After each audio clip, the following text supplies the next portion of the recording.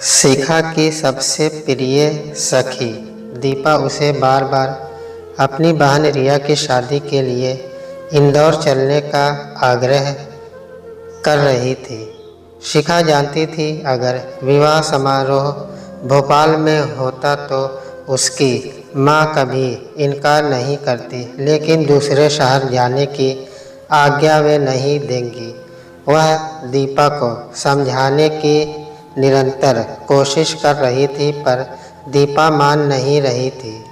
मन तो शिखा का भी बहुत था, पर माँ को समझाना नामुमकिन था। माँ के अलावा उसका और कोई नहीं था, इसलिए माँ की इच्छा का मान रखना आवश्यक समझती थी। लेकिन दीपा भी हार मानने वाली नहीं थी।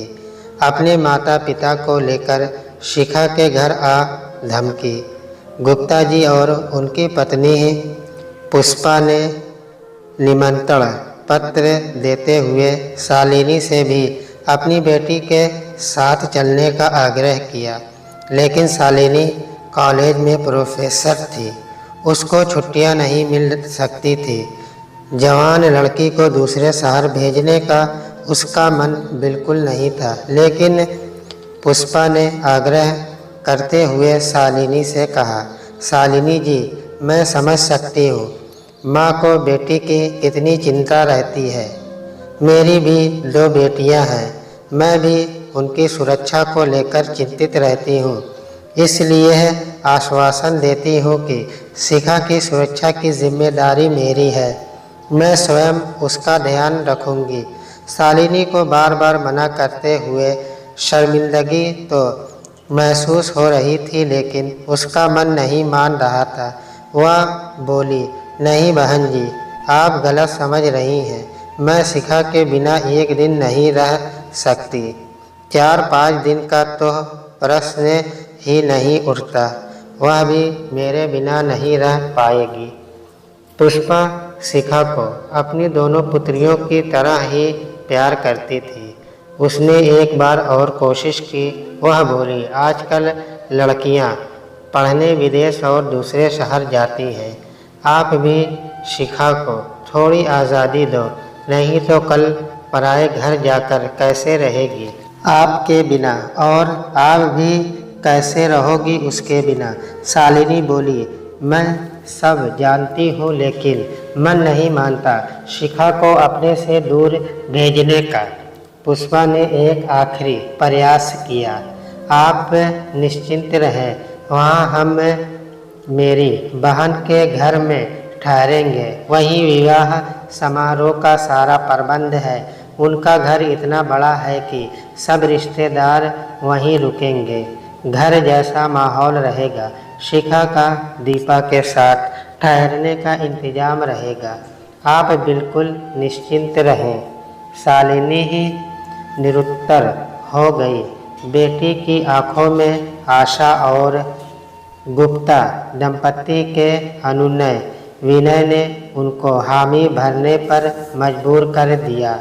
कलेजे पर लगा मानो भारी पत्थर रख दिया हो किसी ने। दीपा और गुप्ता दंपति के जाने के बाद अपने को नियंत्रित करके थोड़ी देर बाद बोली, 1 हफ्ता है तुम्हारे जाने में, कपड़े वगैरह देख लो, कुछ चाहिए हो तो खरीद लेंगे। शिखा खुशी से उछल पड़ी, है सच में माँ नए कपड़े खरीदेंगे? शालिनी बोली, हाँ, इतने लोगों के बीच में कपड़े तो सही होनी ही चाहिए ना। शिखा बहुत प्रसन्न थी, जानती थी माँ को उसका कहीं बाहर आना जाना बिल्कुल पसंद नहीं। उनकी समझ में नहीं आता था माँ उसको लेकर इतनी चिंतित क्यों रहती, हर वक्त उस पर निगाहें गड़ाए रहती, उसके कपड़ों को लेकर भी बहुत सतर्क रहती। स्कूल भी ऐसा चुना जो केवल लड़कियों का था। 12वीं में अच्छे अंक आए थे, लेकिन जिस कॉलेज में पढ़ाती थी उसका दाखिला भी वहीं करवाया। उसका और अच्छे महाविद्यालय में दाखिला हो सकता था, लेकिन माँ की दलीली थी, आने जाने में कोई परेशानी नहीं होगी और शुल्क भी कम लगेगा। माँ के साथ कॉलेज आती और जाती। किसी सहेली के घर जाना होता तो माँ को उसके परिवार की दृष्टिभूमि से अवगत कराना पड़ता। कोई बड़ा भाई है तो ऐसे घर में जाना वर्जित था। सहेलियां उसका मजाक बनाती, माँ को उसका बॉडीगार्ड कहकर बुलाती। उसने इन बातों का बुरा मानना बंद कर दिया था। शायद पिता का कम उम्र में देहांत होना या और कोई रिश्तेदार का न होना कारण हो सकता था। माँ का सबको लेकर इतना सुरक्षात्मक रवैया। जब कभी वह माँ से रिश्तेदारों के बारे में पूछती तो शालिनी का एक ही उत्तर होता, मैं और तुम्हारे पिता अपने अपने माँ बाप की इकलौती संतान थे। हम दोनों के माँ पिताजी के देहांत के बाद अब हमारा कोई रिश्तेदार नहीं है। शिखा को पिता की शक्ल भी याद नहीं। जब 2 साल की थी उसका सड़क दुर्घटना में देहांत हो गया था। 2-3 तस्वीरें थी उनकी, जिससे एक छवि उसने अपने पिता के दिल में उतार रखी थी। अलमारी में कपड़े तो कम नहीं थे, लेकिन अधिकतर जीन्स टॉप ही थे। दीपा को वहाँ 5 दिन रहना था। इतने रिश्तेदार होंगे, सारा दिन कुछ न कुछ कार्यक्रम चलता रहेगा। ऐसे में कुछ पारंपरिक पोशाकें होनी अवश्य थी। पहली बार किसी विवाह समारोह में इस तरह सम्मिलित होने जा रही थी, इसलिए बहुत उत्साहित थी। माँ पर अधिक बोझ नहीं डालेगी, लेकिन 3 पोशाकें संगीत समारोह, सगाई और शादी के समारोह के लिए तो चाहिए ही। चप्पलें भी लेनी पड़ेगी। वह तो अक्सर जीन्स पर जूते ही पहनकर घूमती रहती थी। खरीदारी को लेकर भी वह बहुत उत्साहित थी। अपनी खुशी किसी से बांटना चाहती थी, लेकिन माँ बहुत कम बोलती थी। कॉलेज में पढ़ाकर थक जाती थी और पूजा पाठ में लगी रहती थी। दीपा से बात करने के लिए फ़ोन मिलाया तो उसने उठाया नहीं। सो गई होगी, देर भी बहुत हो गई थी। अगले दिन खरीदारी करने माँ बेटी बाजार गई। संगीत समारोह के लिए शिखा ने एक लहंगा पसंद किया। गुलाबी जॉर्जेट का लहंगा था। शिखा ने जब पहनकर देखा तो शालिनी का दिल धक रह गया। शिखा सुंदर थी, इस बात में कोई शक नहीं था, लेकिन अधिकतर सादे लिबास में रहती। बनने ठनने पर ध्यान नहीं देती थी, इसलिए उसकी खूबसूरती उभर कर नहीं आती थी। पढ़ाई लिखाई और बैडमिंटन, बस इन 2 काम के अलावा कुछ नहीं अच्छा लगता था उसे। अच्छा खेलती थी, कई ट्रॉफी मिली थी। पारंपरिक पोशाक में उसका रूप निखर कर आ रहा था। सगाई के लिए अनारकली कुर्ता पैजामा, शादी समारोह के लिए साड़ी खरीदी। पतले से बॉर्डर और मोतियों की कढ़ाई के छोटे छोटे बूंदे वाली हल्के पीच रंग की साड़ी उस पर बहुत फब रही थी। तीनों पोशाकों से मेल खाती चूड़ियाँ और झुमके भी खरीदे। गोरे गोरे हाथों में चूड़ियाँ खिल रही थी और झुमके चेहरे को 4 चांद लगा रहे थे। शालिनी को लग रहा था उसके मन में जो अपने अतीत को लेकर डर था, वह कहीं न कहीं उसकी परवरिश पर हावी हो गया था। उसने शिखा के व्यक्तित्व को निखरने ही नहीं दिया, उसके अंदर की नारी को दबा दिया, जो अपने नैसर्गिक गुण बनाव श्रृंगार को लालायित करती है। अगले हफ्ते शिखा जाने की तैयारी में व्यस्त रही। कभी चेहरे पर मेकअप करके देखती तो कभी तरह तरह के केश विन्यास बनाती। कभी यह कार्यक्रम दीपा के घर चलता तो कभी दीपा शिखा के घर आ जाती। बेटी को खुश देखकर शालिनी को अच्छा तो लगता, लेकिन कहीं न कहीं दिल व्याकुल हो जाता। बेटी बड़ी हो रही है, कब तक उसे बांध के रखेंगे। शिखा ने सामान बांध लिया था। वह इतनी उत्साहित थी कि माँ की उदासी की तरफ उसका ध्यान नहीं गया। इंदौर जाने के लिए गुप्ता जी ने एक बस कर ली थी। शिखा का दीपा के घर आना जाना बहुत था, इसलिए गुप्ता जी के अधिकतर रिश्तेदारों को वह जानती थी। दीपा के पिताजी सबसे बड़े थे और उनके 3 छोटे भाई और 2 बहनें अपने परिवार के साथ अक्सर दीपा के यहाँ आते जाते रहते थे। सब भोपाल में यह आसपास ही रहते थे। उनके छोटे छोटे बच्चे दीपा और शिखा को घेरे रहते। चाचियाँ और बुआएं भी शिखा को पसंद करती थी। बस में गाते बजाते खाते पीते कैसे समय निकल गया पता ही नहीं चला। 1-2 बार उसे माँ का उदास चेहरा ध्यान आया, लेकिन उसने जानबूझकर अपना ध्यान वहाँ से हटा लिया। इस यात्रा का संपूर्ण आनंद उठाना चाहती थी। उसे वैसे भी घूमने फिरने के मौके मिलते ही नहीं थे। रिश्तेदारी कोई थी नहीं और दूसरे शहर जाने के नाम से माँ घबराती थी। कॉलेज की ओर से जो यात्रा के कार्यक्रम बनते थे उसमें वह माँ के साथ जाती थी। पहले जब छोटी थी तब बिल्कुल नहीं मज़ा आता था। बड़ी बड़ी लड़कियाँ अपनी मौज मस्ती में लगी रहती और माँ इंतज़ाम करने में। इस यात्राओं का इंतज़ाम देखना माँ की नौकरी का हिस्सा था। शिखा के रहने का कोई और बंदोबस्त नहीं था, इसलिए उसे जाना पड़ता था। कॉलेज का विद्यार्थी होने के बाद से उसे घूमने में मज़ा आने लगा। सहेलियों के साथ घूमना फिरना, गप्पे लड़ाने में उसे बहुत आनंद मिलता। मौज मस्ती करते करते कब इंदौर पहुंच गए पता ही नहीं चला। बस एक आलीशान कोठी के सामने जाकर रुक गई। कोठी बहुत विशाल और खूबसूरत बनी हुई थी। उसके सामने बेहतरीन पौधे से सुसज्जित बगीचा था, जिसकी देखभाल में कोई कमी नहीं छोड़ी गई थी।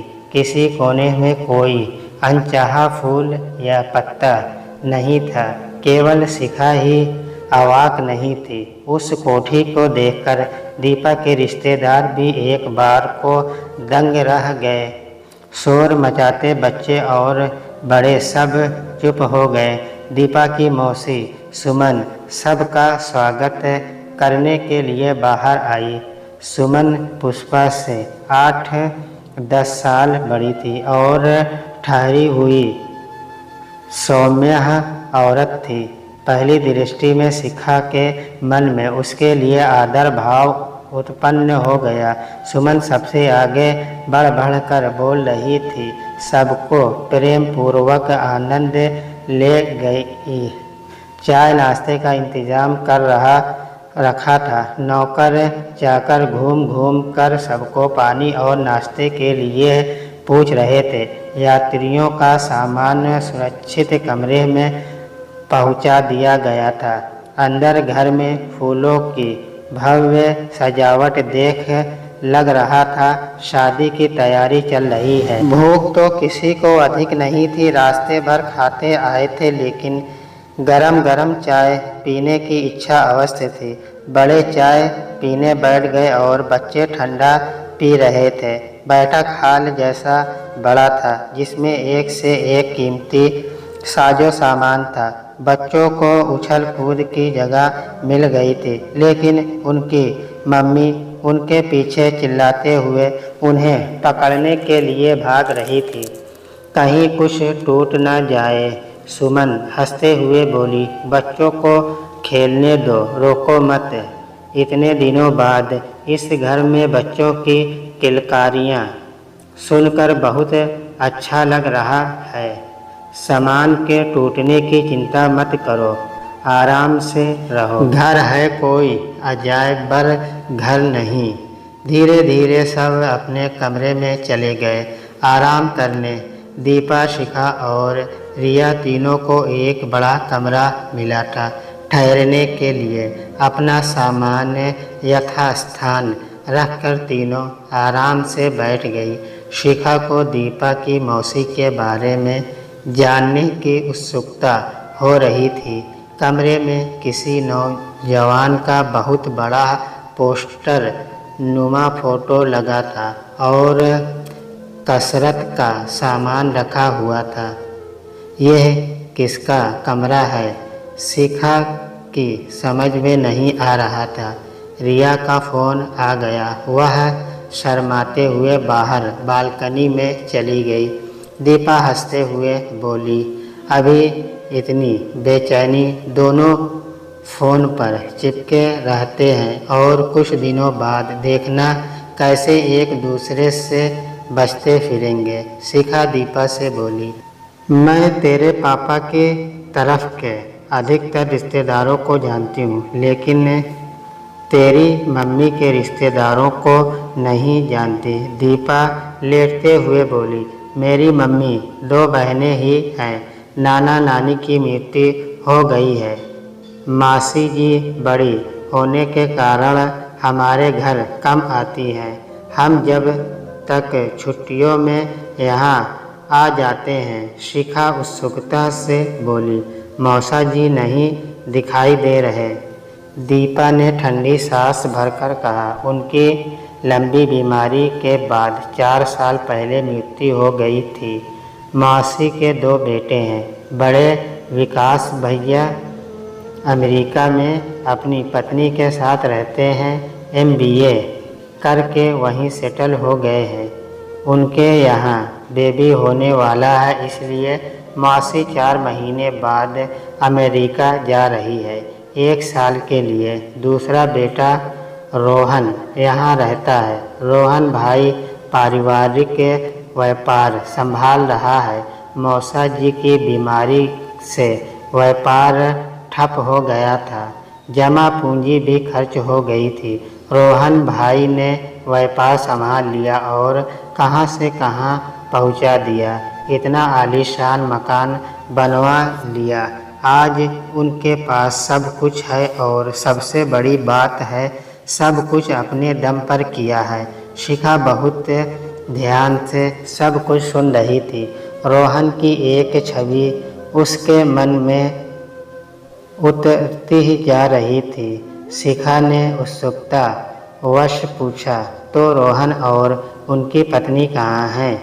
दीपा हंसते हुए बोली, रोहन भाई ने अभी तक शादी नहीं की है, लेकिन कुछ उल्टा सीधा मत सोचना उनके बारे में। वह हमसे 8 साल बड़े हैं, बहुत गंभीर और परिपक्व हैं। वे किसी हम उम्र और मैच्योर लड़की से ही शादी करेंगे। बहुत बड़े बड़े घरों से रिश्ते आ रहे हैं, पर भाई को अभी तक कोई पसंद नहीं आई है।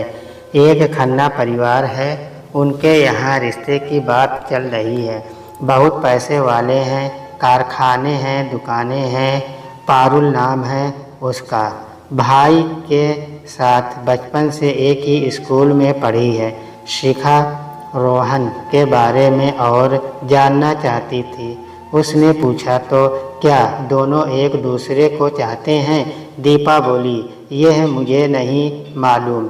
भाई का अभी शादी करने का कोई इरादा नहीं था, लेकिन दोनों परिवार की तरफ से दबाव अधिक होने के कारण सगाई के लिए तैयार हो गए हैं।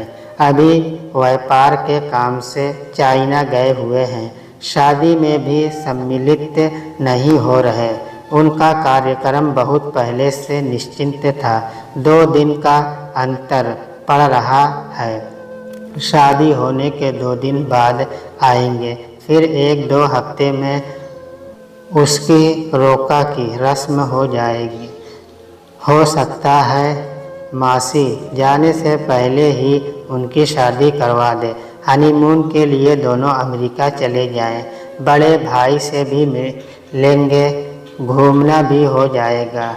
शिखा को सुनकर कुछ अच्छा नहीं लग रहा था। उसने मायूस देख दीपा बोली, वैसे भाई एक नेक इंसान है, लेकिन जिद्दी और गुस्से वाला है।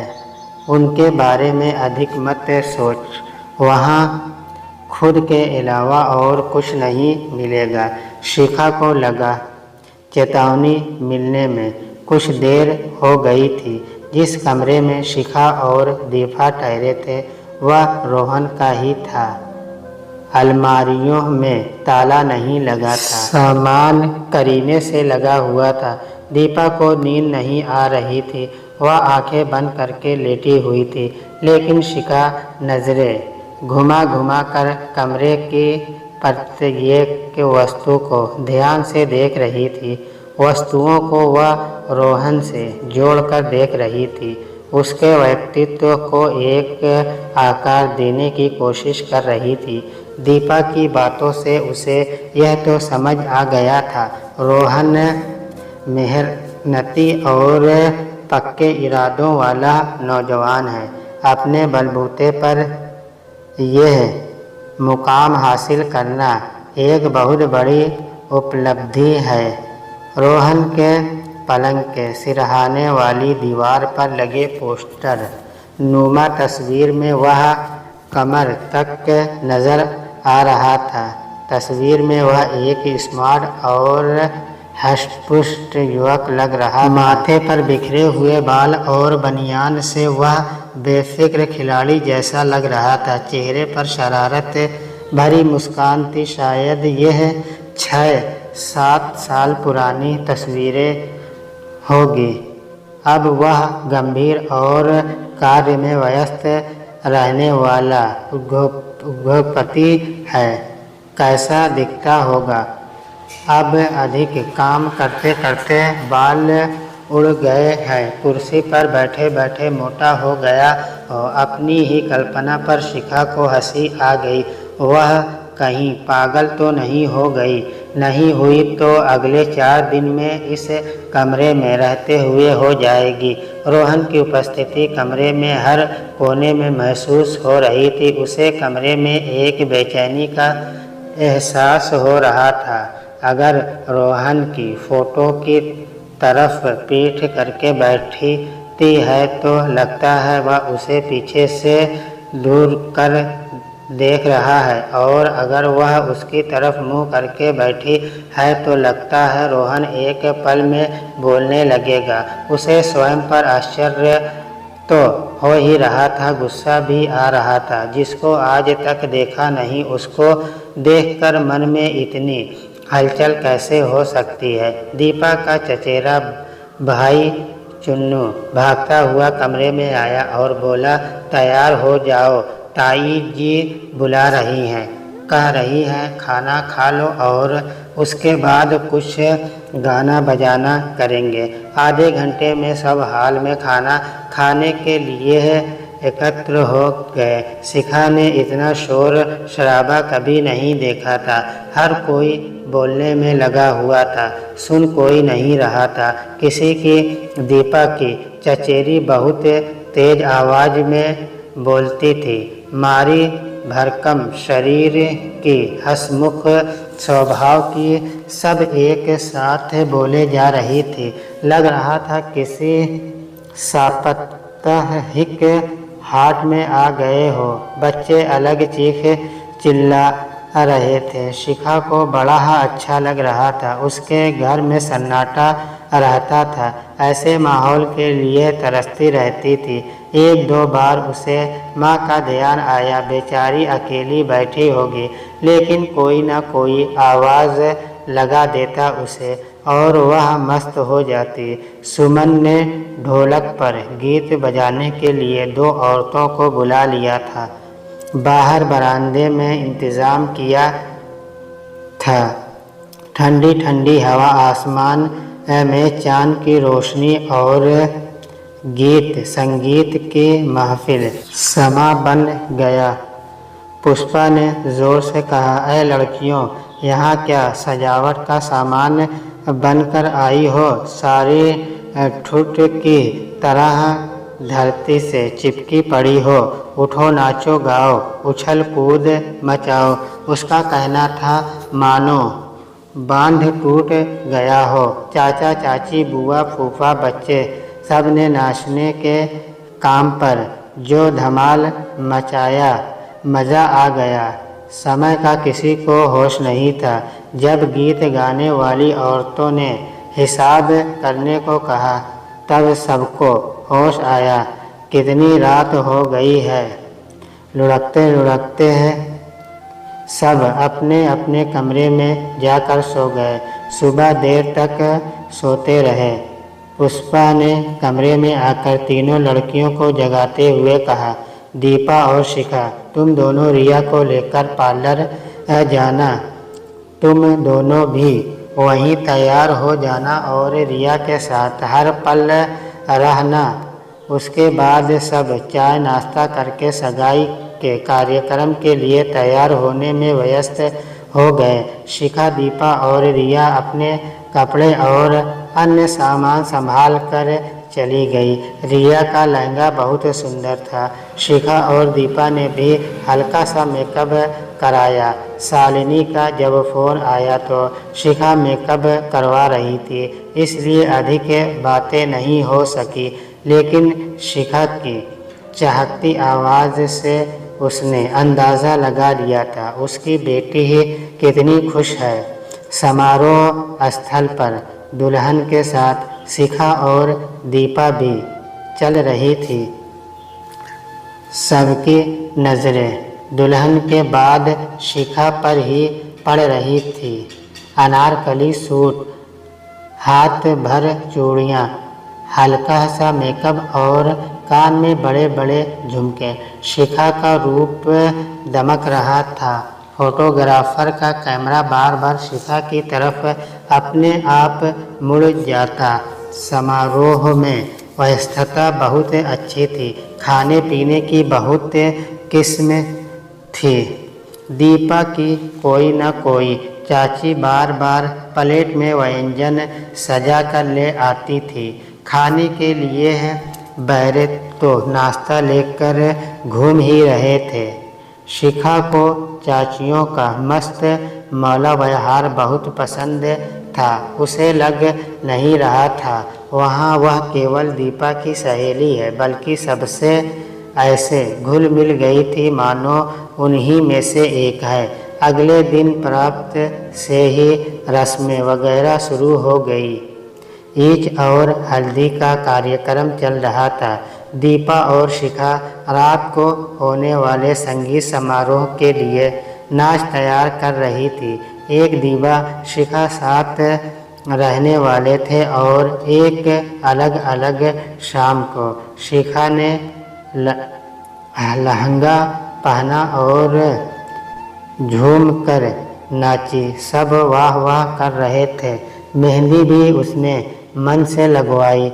रात 2-2:30 बजे तक गाने बजाने का कार्यक्रम चलता रहा। हर कोई मस्त होकर झूम रहा था। बच्चे तक हार मानने को तैयार नहीं थे। आखिर पुष्पा और सुमन को दखल देना पड़ा।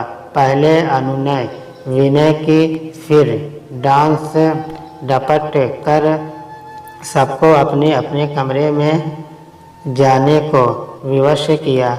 अगला दिन भी बहुत व्यस्त था। कुछ घंटे की नींद आवश्यक थी।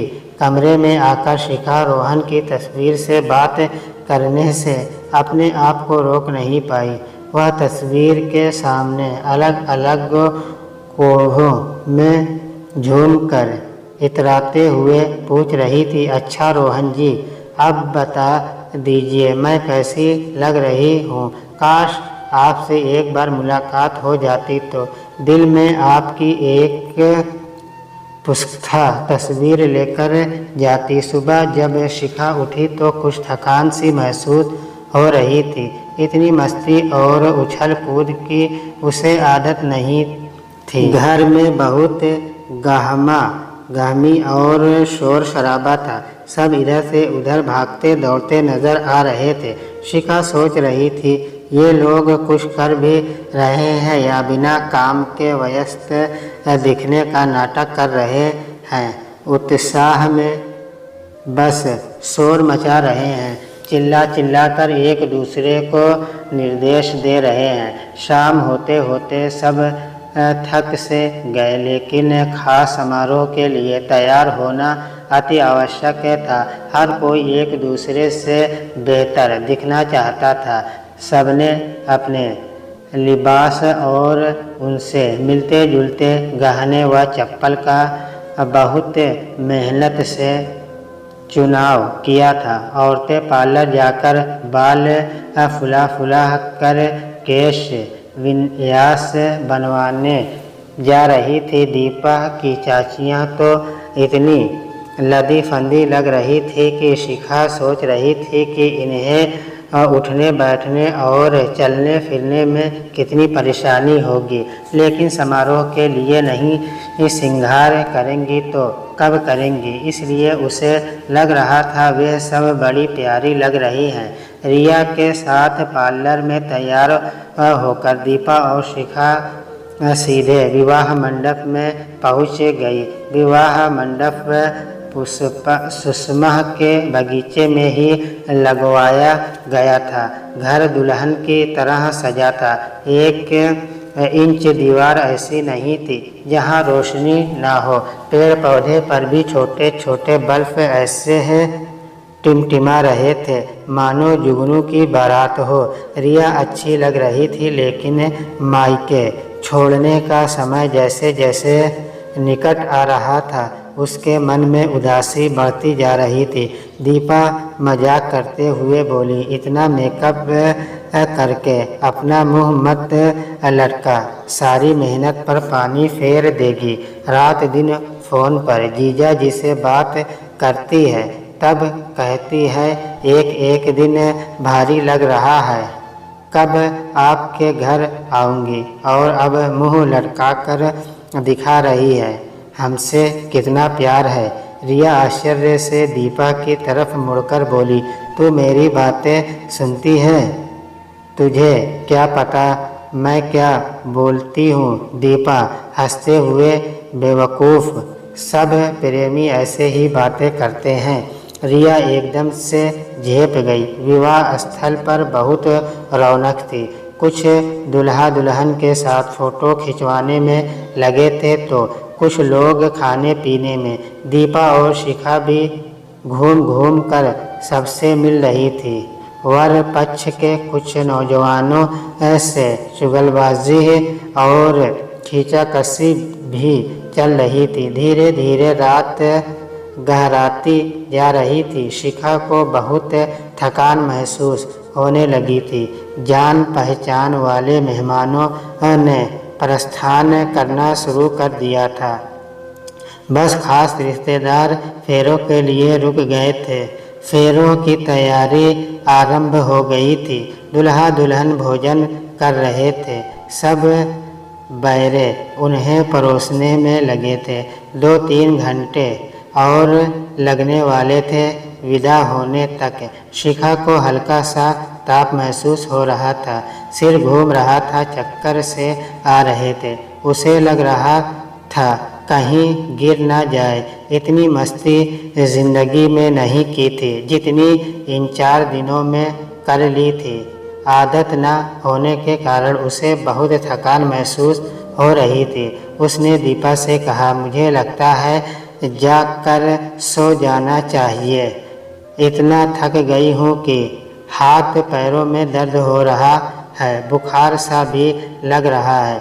दीपा को भी लग रहा था। 1-2 घंटे से शिखा पस्त लग रही है। उसका चेहरा उतरा हुआ सा लग रहा था। वह थकी हुई लग रही थी। दीपा ने हामी भरते हुए कहा, ठीक है, तू कमरे में जाकर सो जा। कोई बात हो तो मुझे बुला लेना। बुखार या बेचैनी अधिक महसूस हो तो मुझे बुला लेना, मैं आकर दवा दे दूंगी। शिखा घर की तरफ चल दी। 2 चाचियाँ भी घर की तरफ जा रही थी। एक बोली, मुन्नू सो गया है, हल्की सी ठंड है, सोचा उसे कमरे में लेटा दूँ।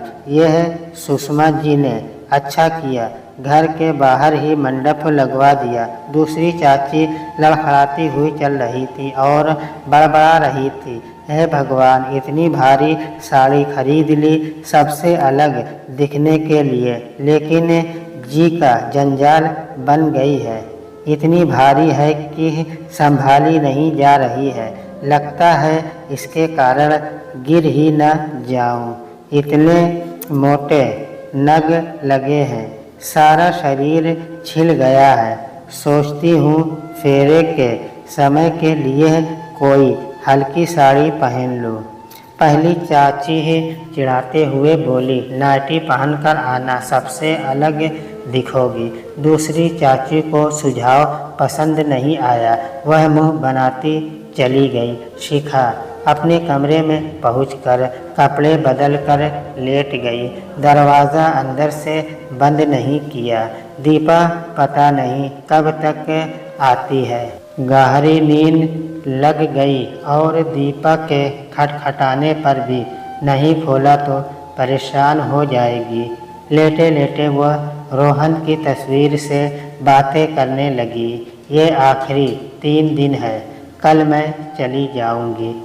आपसे शायद कभी मिल न पाऊँ, लेकिन दिल के कोने में आपकी यादें, यहाँ बिताए पल और आपका यह कमरा सब हमेशा के लिए है, अंकित हो गया है। काश एक बार आपसे मिल पाती है। लेटे लेटे शिखा कल्पना करने लगी, अगर रोहन से मुलाकात होती तो क्या होता। शायद जितनी वह रोहन से प्रभावित हो गई थी, उतना रोहन भी उसे पसंद करने लगता। इस घर में रोहन के साथ रहना कैसा लगता। रिया की तरह वह भी फेरे लेती, फूलों से सजे घर में दुल्हन की तरह सजी। धीरे धीरे इस कमरे में आकर इस पलंग पर बैठ जाती। धीरे से दरवाज़ा खुलता, रोहन दूल्हा बना आगे बढ़ता, उसका घूंघट उठाता। रोहन की उंगली धीरे से माथे पर पड़ी बालों की लट को पीछे करती हुई गालों का स्पर्श करती, उसके होठों को छू लेती। उसके मन और तन में एक गुनगुनाने वाला एहसास हो रहा था। वह न जाने किस मीठे से एहसास में डूबती जा रही थी। उंगली होठों से होते हुए गालों पर स्पर्श करती हुई नाइटी के बटन से उछल रही थी। उसे लगने लगा, यह सब क्या हो रहा है। उसका अवनेतन मन जागने के लिए झटपटाने लगा, लेकिन अचानक उसे अपने होठों पर बहुत अधिक भार महसूस हुआ। उसे लगा वह चीखना चाह रही है, लेकिन आवाज़ नहीं निकल रही है। झटके से उसकी आंख खुल गई। वह एक पुरुष के नीचे दबी हुई थी। अंधेरे में समझ पाना मुश्किल था कि वह कौन था। वह उस पुरुष को अपने ऊपर से उतारने का प्रयास करने लगी, पर असफल रही। वह उसके शरीर के साथ वह सब कर रहा था जिसकी वह कल्पना भी नहीं कर सकती थी। वह उसे चूम रहा था, उसके निजी अंगों को छू रहा था। शिखा का दम घुटने लगा। न वह चीख पा रही थी, न उसके नीचे से निकल पा रही थी। अचानक उसे एक तेज दर्द का एहसास हुआ जिसने उसके संपूर्ण शरीर को झकझोर दिया। उसके बाद वह पुरुष शिथिल होकर उस पर ही पड़ा रहा। हिम्मत करके शिखा ने उस आदमी को अपने ऊपर से ढकेला। उसे लग रहा था मानो उसका शरीर बेजान हो गया है। वह लड़खड़ाती किसी तरह पलंग से उठी। अंधेरे में टटोल ही हुई सूटकेस तक पहुंची। जो कपड़ा हाथ आया पहन लिया। उसने रोशनी जलाई और अपना अंधाधुंध जो सामान समझ में आया सूटकेस में भरा। अपना पर्स उठाया और कमरे से बाहर जाने लगे। पलंग पर वह आदमी औंधा पड़ा था। उसे उससे नफरत हो रही थी। जाते जाते न जाने उसे क्या हुआ, पलंग के पास गई और उस आदमी को पलटकर सीधा किया जिससे उसका चेहरा देख सके। हे भगवान, ये तो रोहन था। शिखा को नहीं पता वह कैसे सूटकेस लेकर कमरे से बाहर आई। घर में सन्नाटा था। रिया को विदा करके सब बेसुध सो रहे थे। वह चुपचाप घर से बाहर निकल गई। ठंडी ठंडी हवा शरीर को चुभ रही थी, लेकिन उसे कुछ महसूस नहीं हो रहा था। उसे नहीं याद वह कितना चली, कब उसे एक ऑटो दिखाई दिया और कब उस पर सवार होकर बस स्टैंड पहुंची।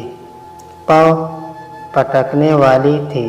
पहली बस भोपाल के लिए रवाना होने को तैयार थी। वह टिकट लेकर उसमें बैठ गई। होश उसे तब आया जब उसने अपने घर की घंटी बजाई।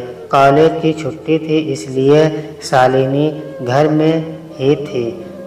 अधिक आना जाना नहीं था, इसलिए हर घंटी पर दिमाग पर जोर देना पड़ता था।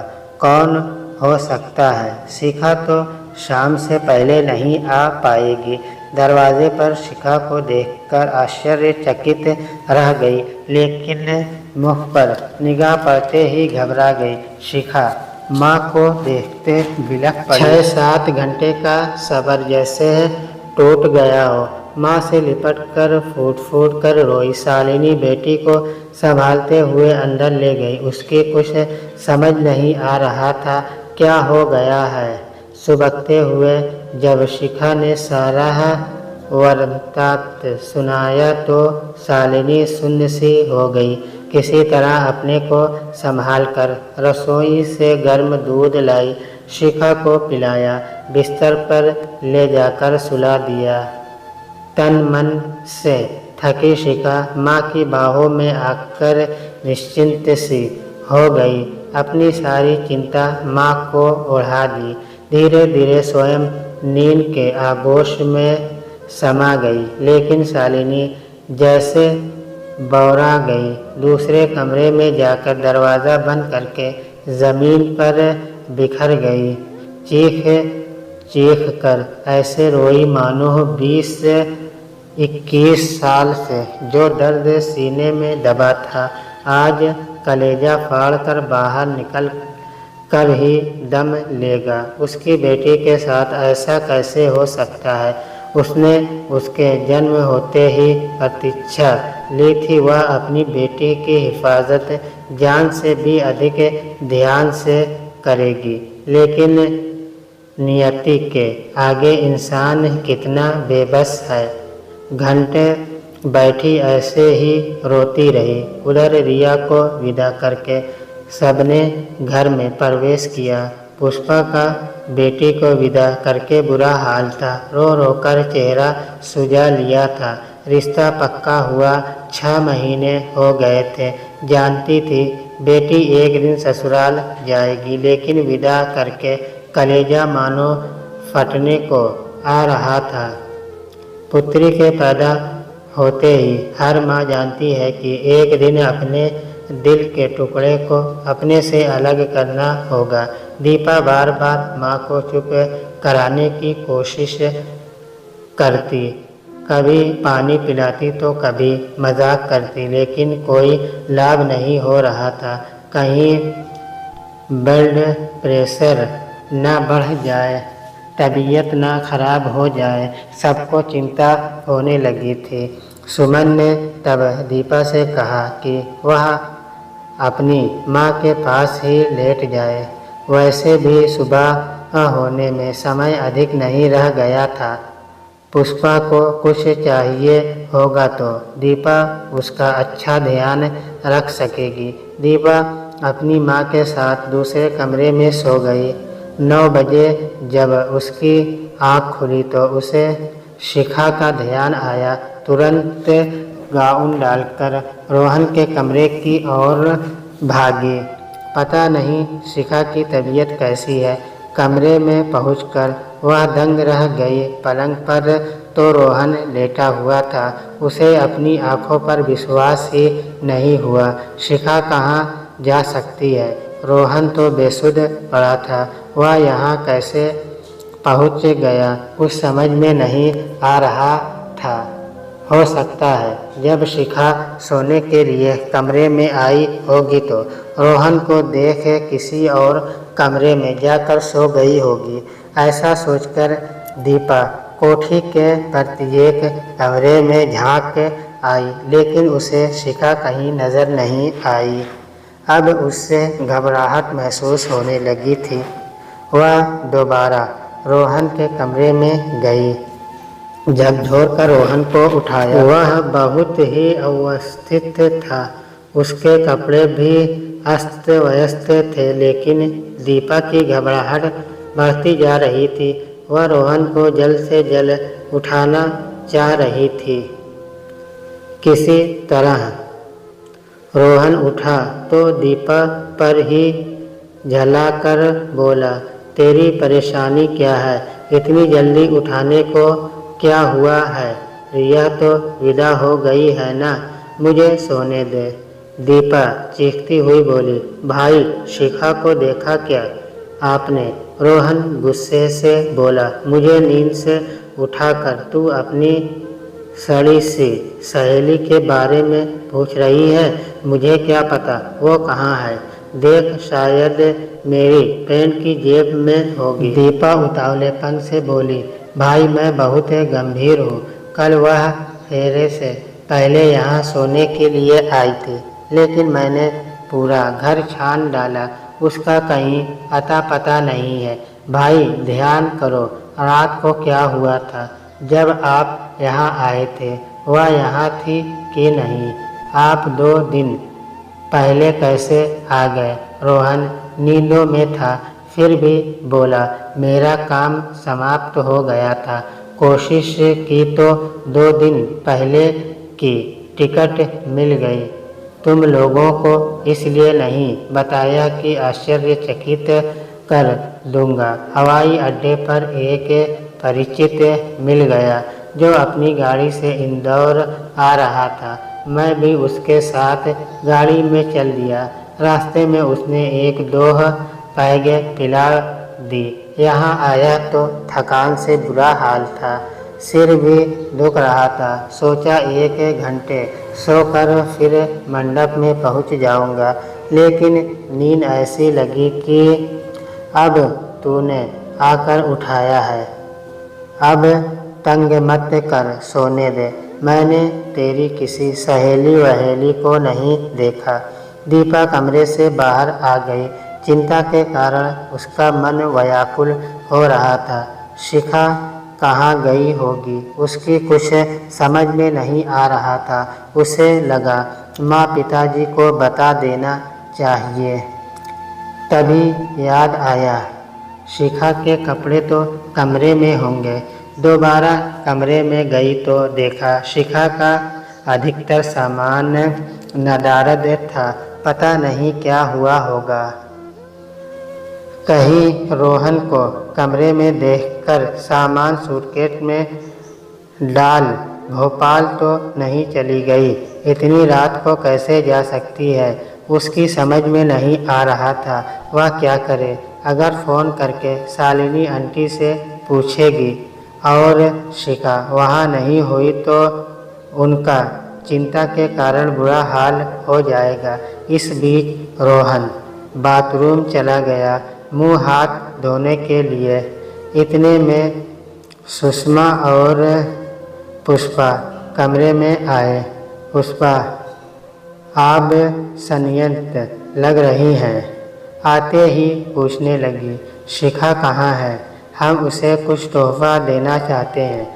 फेरे के समय भी नहीं दिखाई दी थी। दीपा की अब घबराहट के कारण जान निकल रही थी। रोते हुए बोली, माँ, शिखा कहीं नहीं दिख रही है।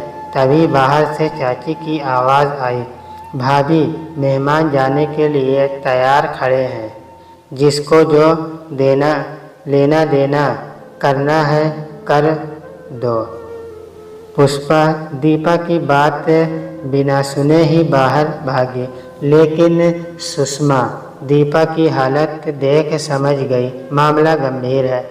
सुषमा चिंतित स्वर में बोली, क्या कह रही हो? शिखा कहाँ जा सकती है? दीपा बोली, पता नहीं मासी।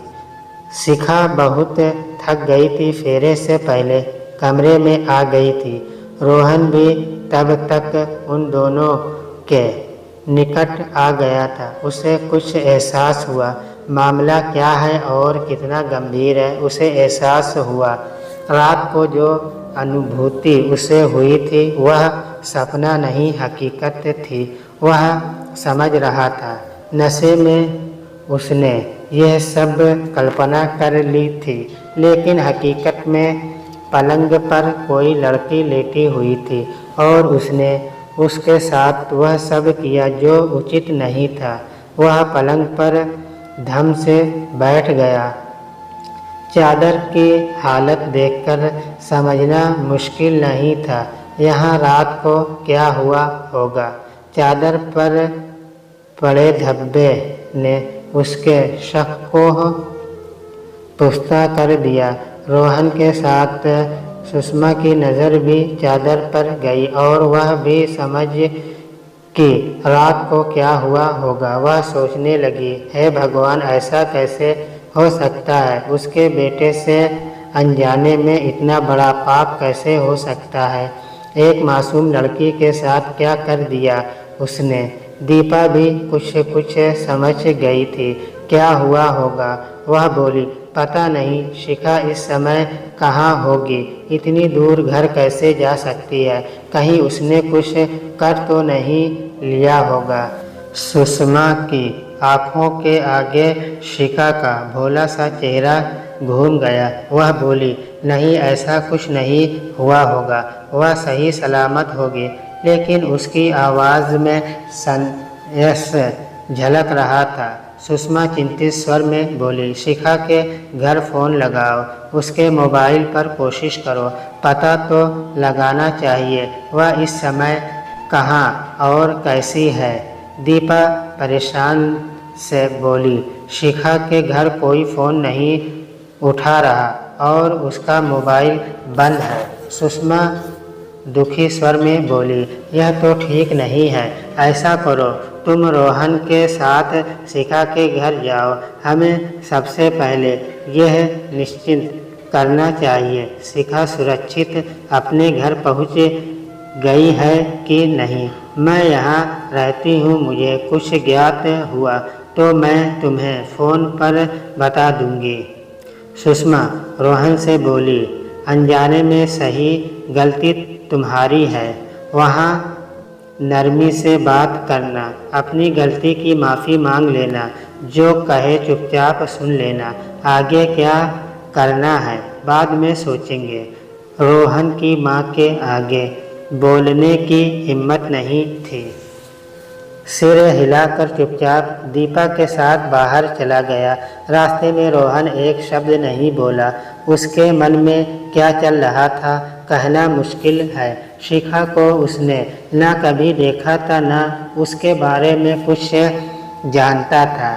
दीपा के दिमाग में उधेड़-बुन चल रही थी। शिखा के मन पर क्या बीत रही होगी और कैसा महसूस कर रही होगी। दुखी तो बहुत होगी। पता नहीं कहाँ है, घर पहुँची कि नहीं। अगर घर नहीं पहुंची होगी तो दीपा अपने आप को कभी माफ़ नहीं कर पाएगी।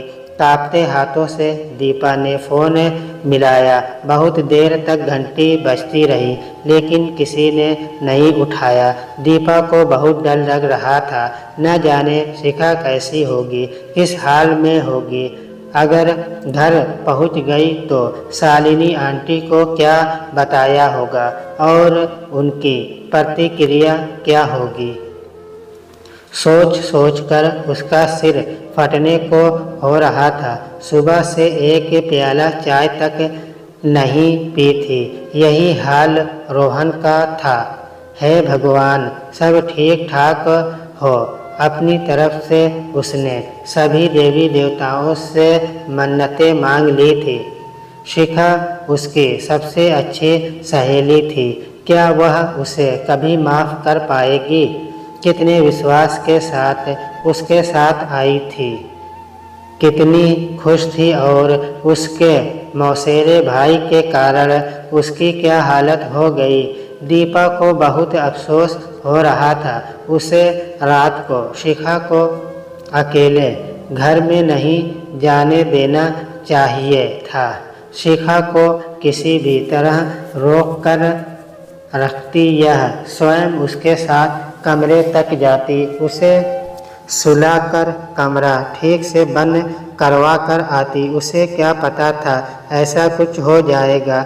शालिनी आंटी शिखा को भेजते हुए डर रही थी। उनका डर सच हो गया। शिखा ने अगर आत्महत्या कर ली तो उसकी जिम्मेदार वह होगी। जीवन भर कैसे अपने आप को माफ़ कर पाएगी। भाई पर भी गुस्सा आ रहा था। ऐसे कैसे पीकर होश खो दिया, इस तरह कोई कैसे कर सकता है।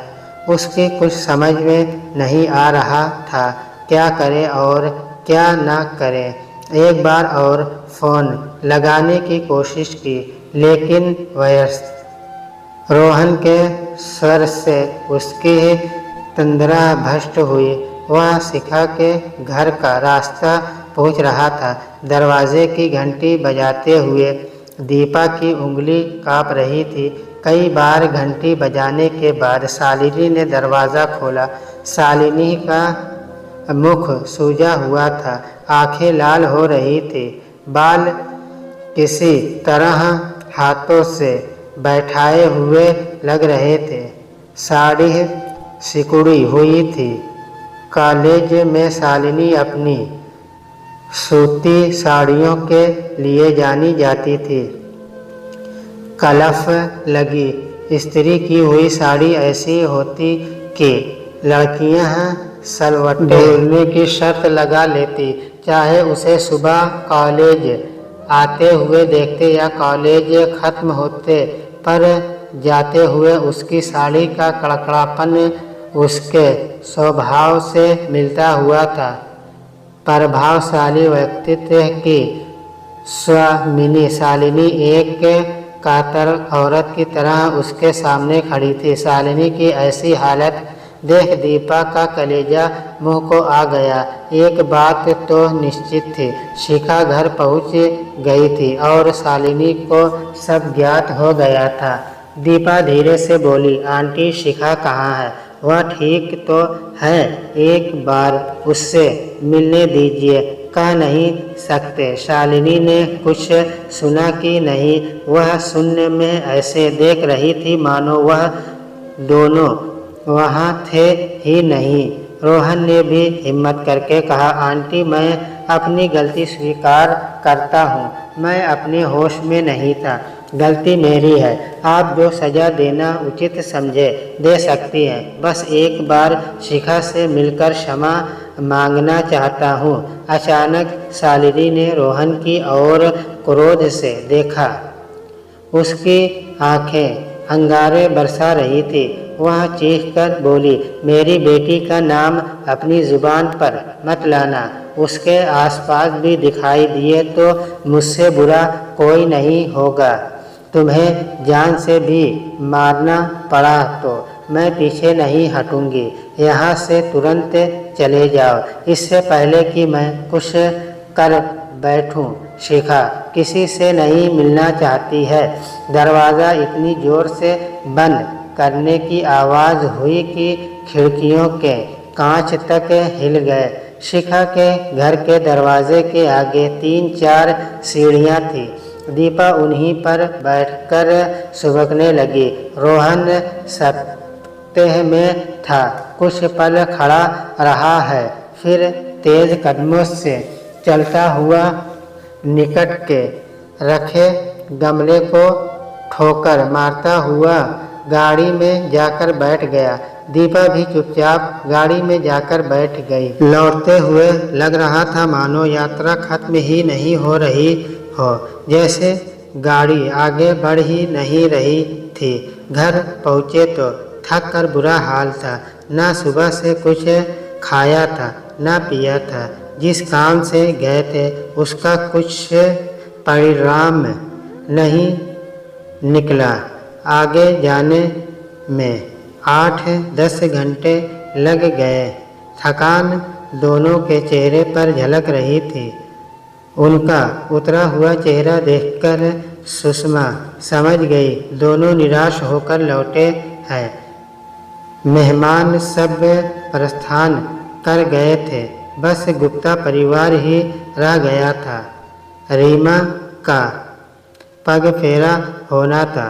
सुषमा उसमें व्यस्त थी। दामाद और उसके परिवार के लिए एक से एक व्यंजन बनवा रही थी। उनको देने के लिए उपहारों की व्यवस्था कर रही थी। सुषमा ने रोहन और दीपा को खाना खिलाया और आराम करने को कहा। रिया अपने परिवार के साथ प्रवेश कर रही थी।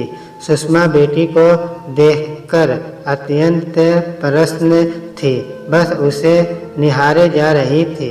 सुषमा ने विचार किया, यह रस्म भी अच्छे से निपट जाए, फिर अगले दिन सोचेंगे आगे क्या करना है। अगले दिन गुप्ता परिवार भी जाने की तैयारी करने लगा। पति पत्नी को बहुत दुख हो रहा था। शिखा के साथ हुए हादसे को लेकर रोहन को भी क्या कहते, गलती तो उससे हुई थी, लेकिन अनजाने में, और वह अपनी गलती सिर झुकाकर स्वीकार भी कर रहा था। कितने विश्वास, कितने आश्वासन देकर लाए थे शिखा को, कितने बड़े बड़े वादे किए थे शालिनी से, सब व्यर्थ गए। सब मुंह लटकाए बैठे थे। किसी को कुछ समझ नहीं आ रहा था आगे क्या करें। सुषमा ही बोली, ये बात हम पांचों ही जानते हैं, इससे आगे ये बात नहीं फैलनी चाहिए। हर हाल में ये बात हम तक ही सीमित रहनी चाहिए। पुष्पा दुखी स्वर में बोली, हम बार बार शालिनी के घर जाएंगे जब तक माफ़ नहीं कर देंगी। उसके बाद वह जैसा कहेंगी वैसा ही करेंगे। सुषमा बोली, ये ठीक रहेगा, हमें उन्हें कुछ समय देना चाहिए संभलने का। शांत चित्त से जब विचार करेंगी, जो निर्णय लेंगी हमें स्वीकार्य होगा। आगे क्या करना है, सर्वसम्मानित से वह निर्णय तो ले लिया, लेकिन इसका क्या परिणाम होगा इसके बारे में कोई नहीं जानता था। बेटी की शादी की जितनी खुशी थी, इस हादसे का उतना ही दुख था। अनमने मन से गुप्ता परिवार ने सुषमा से विदा ली। रास्ते में कोई कुछ नहीं बोला। तीनों अपने अपने विचारों में व्यस्त थे। जाते समय जितना शोर शराबा मस्ती थी, लौटते वक्त उतना ही सन्नाटा था। उधर रोहन को कुछ समझ नहीं आ रहा था, वह क्या करे। ऑफिस जाने का बिल्कुल मन नहीं था। शिखा, जिसके बारे में वह कुछ नहीं जानता था, जिसका नाम तक नहीं सुना था, अब तक उसके कारण उसकी ज़िंदगी कितनी उलझ गई थी। शादी की वीडियो निकाल कर देखने लगा। आखिर शिखा कौन है, कैसी दिखती है। रिया और दीपा के साथ जो दुबली पतली सी लड़की दिख रही थी, वही शिखा होगी। पुष्पा मौसी के अधिकतर रिश्तेदारों को वह पहचानता था। शिखा ही उसे एक नया चेहरा दिख रहा था। बनी ठनी प्रत्येक समारोह में बढ़ चढ़कर भाग ले रही थी। ऐसे सबसे घुल मिलकर बोल रही थी मानो रिश्तेदार ही हो। अधिकतर कैमरे के सामने वही नज़र आ रही थी। लग रहा था कैमरे वाले को पट्टी पढ़ा रखी थी। रोहन को शालिनी के व्यवहार के कारण अत्यधिक क्रोध आ रहा था। वह तो अपनी गलती मानते हुए माफ़ी मांगने गया था और शालिनी ने बिना बात सुने दरवाज़ा मुंह पर बंद कर दिया। वह भी तो कह सकता है यह सब जानबूझकर किया गया होगा। घर में इतना वैभव देखकर कोई भी हैसियत का अंदाज़ा लगा सकता है। इतना बड़ा घर, नौकर चाकर, गाड़ियाँ, किसी के भी दिमाग में तरकीबें पनप सकती है। हो सकता है शिखा के दिमाग में भी लालच आ गया हो। शालिनी का घर उसने देखा था जिससे उसकी माली हालत का अंदाज़ा लगाया जा सकता है। यहाँ की शानो शौकत देखकर शिखा ने सबको फंसाने की योजना बनाई हो। रात को जब वह कमरे में आई होगी तो उसे सोता देख तुरंत योजना बना ली होगी। रोहन को बिल्कुल याद नहीं जब वो आया था कमरे में कोई लेटा हुआ था या नहीं। कमरे में हल्का प्रकाश था। जूते उतारकर पलंग पर ढेर हो गया था, लेकिन शिखा होश में थी। उसे पलंग पर निंदा करते देख सोचा होगा बहुत अच्छा मौका है, क्यों न रजाई में घुस जाऊं और सुबह सबके सामने शोर मचा दूंगी, फिर रोहन को शादी करने पर मजबूर कर दूंगी। लेकिन उसकी समझ में ये नहीं आ रहा था कि शिखा अकेली सुबह चुपचाप चली क्यों गई। रोहन अभी भी सीढ़ी देख रहा था। शिखा हर जगह छाई हुई थी, सबके साथ हंसी मजाक कर रही थी, सब उसकी प्रशंसा कर रहे थे। लगता है सबको के मन को वश में करने का कोई मंत्र जानती है। माँ भी उसकी प्रशंसा करती है। वह अपने ही घर में गुनहगार बन गया था। भले ही कोई खुलेआम कुछ न कह रहा हो, लेकिन गलती तो उसकी ही मान रहे थे। जिस प्रकार शालिनी ने उसे देखा और चिल्लाई, उसका बस चलता तो उसको या तो पुलिस के हवाले कर देती या उसका खून कर देती। बेटी की बदनामी के डर से कुछ नहीं किया। इतनी घृणा थी उसकी आंखों में। शिखा जैसी लड़की को समझ पाना बहुत मुश्किल है। पारुल जैसी लड़की को समझना सरल है। वह जैसी होती है वैसा व्यवहार करती है। बचपन से उनके घर आना जाना था। उसके पिताजी श्रीमान खन्ना रोहन के पिता के अच्छे दोस्त थे। पैसे की कोई कमी नहीं थी। शुरू से ही पैसों में पली बढ़ी थी, इसलिए पैसे को सबसे अधिक अहमियत देती थी। कीमती सामान की शौकीन पारुल को जीवन का मकसद ही महंगे कपड़े, प्रसाधन और साथ समाज की वस्तु खरीदते रहना था। उसके लिए जीवन घूमना फिरना और मौज मस्ती था। भावनाएं और रिश्ते दूसरे पायदान पर थे। रोहन जानता था पारुल से रिश्ता जोड़कर वह भावनात्मक रिश्ता नहीं अपितु एक सामाजिक बंधन में बंधने जा रहा था। दोनों एक साथ रहकर भी अपने अपने स्तर पर जीवन बिताएंगे। नदी के दो समांतर तल की तरह उसके लिए जितने भी रिश्ते आ रहे थे वह सब इसी तरह के थे। सब उसकी पारिवारिक पृष्ठभूमि और आर्थिक स्थिति के कारण अपनी कन्या का हाथ उसके हाथ में देना चाहते थे। सब रिश्ते उसे एक जैसे लग रहे थे। ऐसे में जान पहचान वाले घर में विवाह करना उचित लगा। माँ का दबाव और बढ़ती उम्र के कारण उसने फैसला ले लिया था। 2-3 साल से किसी न किसी बहाने विवाह को टाल रहा था, लेकिन अब माँ ने जिद पकड़ ली थी। अमेरिका जाने से पहले उसकी शादी अवश्य होनी चाहिए, फिर सब अमेरिका साथ जाएंगे। माँ रुक जाएगी अमेरिका में, भाई भाभी के पास। रोहन अपनी पत्नी के साथ वापस आ जाएगा। कुछ दिन घूमकर सुषमा कमरे में आई। रोहन को सोच में डूबा देखकर बोली, तुम बोलो तो मैं जाकर शालिनी से बात करूं। मेरे समझाने से शायद वह कुछ बोले, तुम्हें क्षमा कर दे। ऐसा लगा मानो घायल सांप पर पांव पड़ गया हो। रोहन बिफर कर बोला, आप क्या बात करेंगे जब वह सुनने को ही तैयार नहीं है।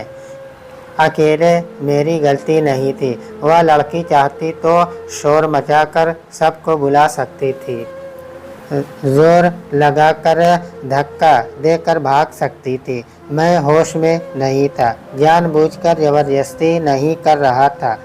सुषमा को लगा रोहन पूर्वतः गलत नहीं, लेकिन शिखा को जितना उसने समझा था वह भोली भाली लड़की लगी थी। इस तरह की योजना बनाना उसके स्वभाव का अंग नहीं हो सकता था।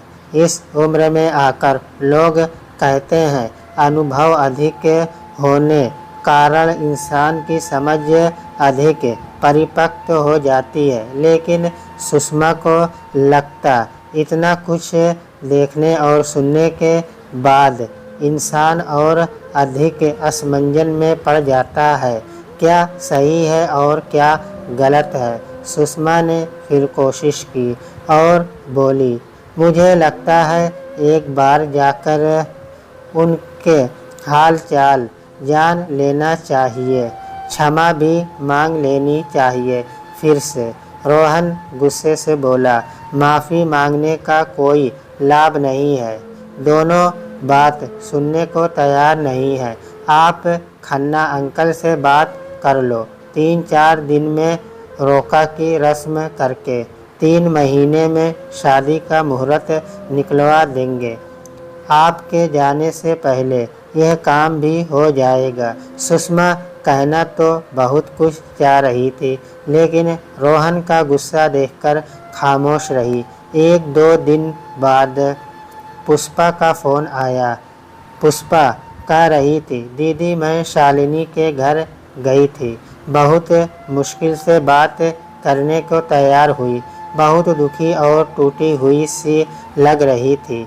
बार बार एक ही बात कह रही थी। भगवान ने एक जिम्मेदारी दी थी, वह भी ठीक से नहीं निभा पाई।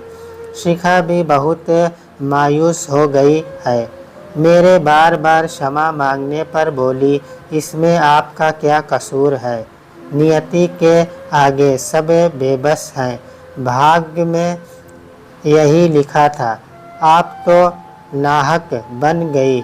उम्र भर जिस बात से डरती थी वही सच हो गई। सुषमा फ़ोन पर बोली, रोहन तो शिखा को भी बराबर का दोषी मान रहा है। उससे तो कोई बात करना बेकार है। समझ नहीं आ रहा क्या करूं। पुष्पा बोली, मैंने बात बात में कहा था शालिनी जी से कि अगर वह चाहे तो शिखा का विवाह रोहन से कर दे। उन्होंने इनकार कर दिया। कहने लगी, शिखा रोहन से घृणा करने लगी है। वह इस विवाह के लिए कभी हाँ नहीं करेगी। थोड़ा संभल जाए, फिर वह आगे और पढ़ लिख कर नौकरी करेगी, अपने पैरों पर खड़ी होगी। उसके बाद अपनी पसंद के लड़के से शादी करेगी। हम दोनों माँ बेटी इस घटना को हादसा मानकर भुलाने की कोशिश करेंगे। सुषमा कुछ पल खामोश रही, फिर बोली, रोहन पारुल से शादी करने को कह रहा है। अगर शालिनी जी ने मन बना लिया है तो फिर मैं खन्ना जी से बात करके रिश्ता पक्का कर देती हूँ। उधर दीपा नियम से शिखा के घर जाने लगी। कुछ दिनों तक तो शिखा मायूस सी चुपचाप बैठी रहती थी, कुछ बोलती नहीं थी। दीपा अपनी तरफ से थोड़ी बहुत इधर उधर की बातें करके लौट जाती। शालिनी कॉलेज गई होती थी, इसलिए दीपा उसकी अनुपस्थिति में वहीं बैठी रहती। उसे लगता शिखा को अकेले छोड़ना ठीक नहीं। शालिनी को पहले तो दीपा का आना जाना अच्छा नहीं लगता था, लेकिन फिर उसको एहसास हुआ शायद शिखा दीपा के सहयोग से शीघ्र सामान्य हो जाए। धीरे धीरे शिखा खुलने लगी। पहले चुप चुप कर रोती थी, अब दीपा के सामने भी रो देती थी। दीपा चुपचाप बैठी रहती और उसे रोने देती। फिर शिखा ने अपने मन की भड़ास निकालनी शुरू कर दी। मैंने रोहन की क्या छवि मन में बिठाई थी और वह नशा करने वाला गिरा हुआ इंसान निकला। कितना प्यार करने लगी थी उसे बिना देखे ही। मेरी बातें सुन सुनकर ऐसी ओधी हरकत वह कर सकता है, मैं ऐसा सपने में भी नहीं सोच सकती थी। माँ सही कहती है, पुरुषों पर कभी विश्वास नहीं करना चाहिए। मैं उससे घृणा करने लगी हूँ। भगवान करे वह कभी खुश नहीं रहे। एक दिन दीपा ने धीरे से पूछ लिया, तू जब कमरे में गई थी तब क्या कमरा खाली था? शिखा बोली, और नहीं तो क्या, कोई कमरे में होता तो मैं उस कमरे में क्यों ठहरती? मैं थकी हुई अवश्य थी, लेकिन नशे में नहीं थी। कपड़े बदलकर हल्के रोशनी का बल्ब जलाकर सो गई। थोड़ी देर बाद मुझे एहसास हुआ मेरा दम घुट रहा है, कोई भारी बोझ मुझ पर रख दिया हो। आँख खुली तो समझ आया कोई पुरुष मेरे ऊपर लेटा है। उसके बाद का विवरण शिखा देने की स्थिति में नहीं थी। वह सहम कर चुप हो गई। दीपा समझ गई रोहन कुछ नशे में था, कुछ थका हुआ था। अंधेरे में अपने कमरे में पहुंचकर पलंग पर ढेर हो गया। वैसे रोहन पीता नहीं था, कभी दोस्तों के साथ ले लेता तो उसे पता नहीं था। अब इस प्रकरण में कितना किसका दोष है कहना बहुत मुश्किल था, लेकिन एक बात पक्की थी, इस घटना से शिखा के मन में रोहन के लिए इतनी घृणा भर दी थी कि वह शायद रोहन को कभी क्षमा नहीं कर सकेगी। कहाँ तो पहले उसके सपने देखने लगी थी, उसके साथ जीवन बिताने के बारे में सोचने लगी थी। एक दिन शिखा बहुत गुस्से में बोली, कितना बददिमाग और घमंडी इंसान है रोहन। मैं समझती थी वह जिम्मेदार और सलीकेदार इंसान होगा, एक बार भी माफ़ी मांगने नहीं आया। लगता है उसे अपनी गलती का एहसास ही नहीं है। दीपा का मन हुआ शिखा को बता दे कि रोहन आया था, लेकिन लगा इतने गुस्से में है शिखा, शायद उसकी बात को झूठा मान लेगी। शालिनी ने नहीं बताया, इसका अर्थ है वह नहीं चाहती कि शिखा के सक्षम रोहन की कोई बात की जाए। दीपा की इच्छा थी कि रोहन को फ़ोन करके कहे कि वह एक बार और आकर शिखा से बात कर माफ़ी मांगे, परंतु वह रोहन को जानती थी कितना ज़िद्दी और अड़ियल किस्म का इंसान था। उसकी हिम्मत नहीं हो रही थी शिखा को बताने की कि रोहन की शादी होने वाली है। सुषमा विगत दिनों में इस घटनाक्रम से बहुत दुखी थी। बेटे की शादी की बात खन्ना जी से करने भी बेमन से गई। रोका का दिन निश्चित कर लिया गया। तैयारियां चल रही थी लेकिन उत्साह नहीं था। पहले कितनी योजनाएं बनाती रहती थी, रोहन की शादी में ये करेगी वो करेगी, लेकिन अब सब काम एक यंत्र चलित मशीन की तरह कर रही थी। ऐसा लग रहा था बेटे की खुशी का महल किसी के आंसुओं पर खड़ा कर रही थी। सादे समारोह में रोका का कार्यक्रम प्रसन्न हुआ। सुषमा की तरफ से गुप्ता परिवार और लड़की वालों की ओर से 2-4 खास रिश्तेदार ही सम्मिलित हुए। लड़के वालों की ओर से तो ऐसा गंभीर माहौल था मानो सबने मौन व्रत लेकर समारोह में भाग लेने का निश्चय किया हुआ हो। लड़की वाले अवश्य बहुत उत्साहित थे, इतने खुश थे कि उनका ध्यान ही नहीं गया लड़के वाले कुछ अनमने से हो रहे हैं। शादी की तारीख भी 3 महीने बाद की पक्की हो गई। समय सब घाव धीरे धीरे भर देता है, यही शिखा के साथ हो रहा था। वह सामान्य होने की भरसक कोशिश कर रही थी।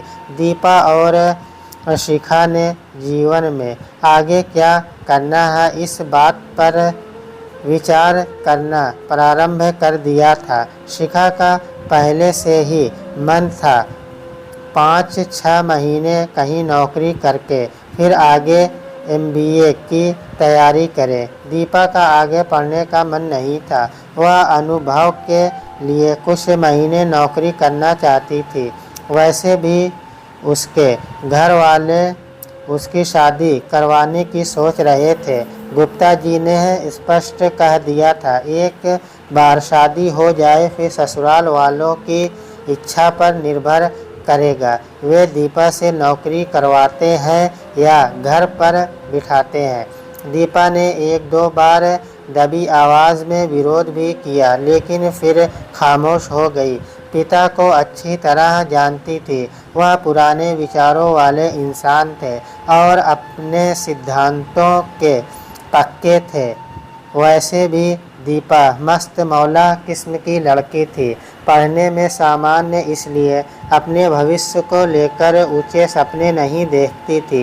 1-2 साल में जब तक माँ बाप कोई रिश्ता ढूंढते वह नौकरी करके समय काटना चाहती थी। सुषमा शादी की खरीदारी करने में लगी थी। कपड़े खरीदने के लिए उसने पारुल को साथ ले जाना ही उचित समझा। खरीदारी करते हुए पारुल का उत्साह देखते बनता था। वह बहुत प्रसन्न थी और बढ़ चढ़कर एक से एक वस्तु ढूंढकर बड़े मन से खरीद रही थी। सुषमा को उसके इस उत्साह से कोई आपत्ति नहीं थी, लेकिन वह स्वयं इस सब में दिल से नहीं जुड़ पा रही थी। कहीं न कहीं पारुल की इन वस्तुओं के प्रति इतनी दीवानी उसे सही नहीं लगती थी, लेकिन वह पहले से जानती थी पारुल कितनी शौकीन है। उसकी दुनिया भौतिक वस्तुओं तक ही सीमित थी। समय अपनी गति से आगे बढ़ रहा था। सब अपने अपने कार्य में व्यस्त हो गए थे। रोहन भी अपने ऑफिस में रात दिन काम करने में लगा हुआ था। शादी की तैयारी सुषमा कर रही थी। इधर शिखा और दीपा नौकरी की तलाश में लगे थे। अनेक स्थान पर मौखिक और लिखित परीक्षा दे चुके थे, लेकिन कहीं बात बनती नज़र नहीं आ रही थी। शिखा को लगता वह इन दिनों कुछ अधिक ही मेहनत कर रही थी। बड़ी थकान सी रहती थी, कुछ खाने का भी मन नहीं करता था। बहुत चेष्टा करने पर एक पराठा किसी तरह नींबू के अचार से गले के नीचे उतारकर निकली थी, फिर भी चक्कर आ रहे थे। आने के बाद ऐसी निढाल होकर पलंग पर गिरी जैसे कितने दिनों की बीमार है। दीपा को उसकी ऐसी हालत देखकर चिंता हुई। शालिनी ने आते ही उसने उसे बताया, कहा, पहले भी कई बार चक्कर आए और बहुत थकी रहती है, लेकिन आज कुछ ही अधिक परेशान लग रही है। शालिनी ने आश्चर्य से कहा, तुमने मुझे पहले क्यों नहीं बताया? दीपा ने कहा, शिखा ने मना किया था, कह रही थी ऐसे ही कमज़ोरी लग रही है, सब ठीक हो जाएगा। शालिनी शिखा को डॉक्टर के पास ले गई। दीपा भी साथ थी। डॉक्टर ने निरीक्षण किया और बोली, चिंता की कोई बात नहीं है, ऐसे समय में चक्कर आना और कमज़ोरी महसूस होना आम बात है। मैं दवा लिख देती हूँ और खाने पीने का ध्यान रखना। शिखा, तुम्हें आराम की सख्त आवश्यकता है, माँ बनने जा रही हो, अपना ध्यान रखना। दोस्तों, आगे की कहानी कल आएगी।